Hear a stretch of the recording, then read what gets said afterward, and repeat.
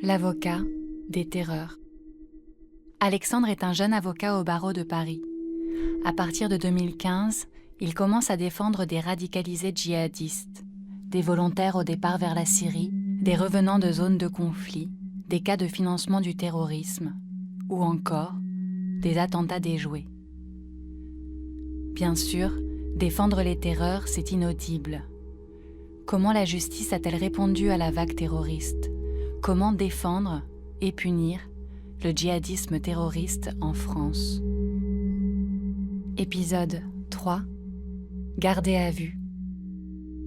Soit je suis appelé pour assister les gens devant le juge d'instruction, soit je suis appelé dès le stade de la garde à vue, quand ils vont être interrogés par les policiers. Alexandre rencontre ses clients radicalisés djihadistes des dizaines de fois au cours de la procédure. En matière de terrorisme, au début, en tout cas en 2015, la quasi-totalité des gardes à vue, elle a lieu à Levallois-Perret, au siège de la DGSI. Une garde à vue en matière de terrorisme, c'est quelque chose de pesant. On n'est pas dans le romanesque du délinquant qui fume une cigarette avec le policier en lui racontant ses exploits de monte en l'air, en lui disant « Ah bravo, vous avez fait une belle enquête, bravo inspecteur, j'ai mis du temps à t'avoir, mais je t'ai eu. » Non, tout ça c'est... En tout cas, moi j'ai pas connu ça en matière de terrorisme, ça rigole pas du tout. On est là pour arrêter le terrorisme en France, et tout le monde te le fait sentir. Déjà, tu mets un temps fou à rentrer.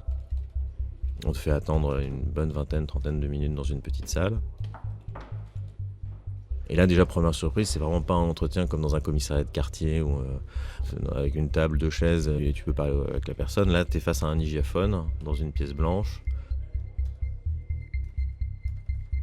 Il y a une vitre de 4 cm entre nous. Et puis c'est un vrai hygiaphone, c'est pas une petite vitre, il suffit pas de parler fort pour s'entendre, il faut vraiment qu'on se parle par un téléphone.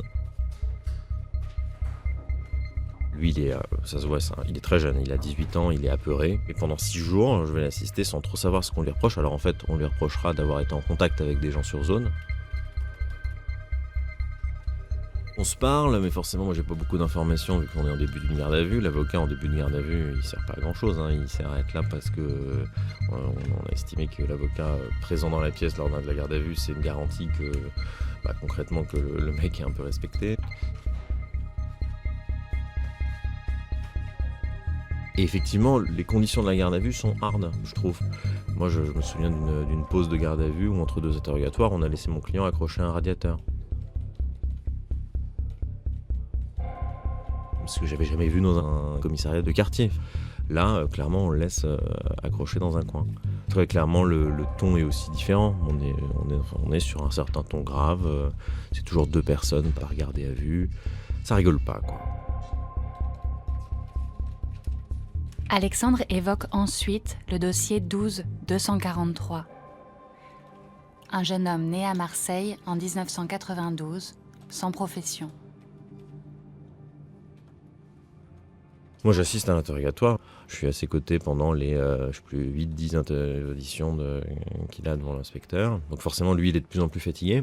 Donc le quatrième jour, le mec, il est rincé. Enfin, en plus, là, on parle d'un jeune qui est un peu radicalisé, qui fréquente des milieux sur Internet un peu chauds, mais bon, il n'a pas fait de projet de départ, il est en panique, il dit tout, et il n'a rien à cacher. Enfin, il n'y a rien chez lui, il y a quelques vidéos d'exactions sur zone commises en Syrie par l'État islamique dans son ordinateur, ça qu'on retrouve, mais quelques, on n'en retrouve pas 300 ou 400, comme c'est le cas de personnes qui pourraient être très radicalisées. Il passe clairement pas sa journée à ça, mais voilà, c'est quelqu'un qui est un peu en train depuis quelques mois, il est sur cette pente-là, quoi. Extrait du rapport psychologique. Par le biais de sa passion aux jeux vidéo, il a consulté de nombreux sites avec forums et en est venu à consulter une page sur l'islam, ce qui l'a incité à acheter de nombreux livres sur le sujet. Il souhaitait ainsi approfondir ses recherches par curiosité. Il associe cela à une expérience et avait l'envie d'aller au bout des choses. Il s'est converti en 2013, seul dans sa chambre, et a par suite été prendre des renseignements à la mosquée. Il était en capacité d'aller à la mosquée le vendredi et à l'église le dimanche. Il y a d'autres personnes de son groupe d'amis qui fréquentent la même mosquée qui, eux, ont fait un projet de départ en Syrie. Mais lui, il l'a pas fait. Lui, en fait pas partie et on arrivera à le démontrer. Ce sera corroboré par les autres. Donc, il partira pas en détention. Enfin, il n'ira pas voir un juge d'instruction et il sera même innocenté. Mais c'est super rare.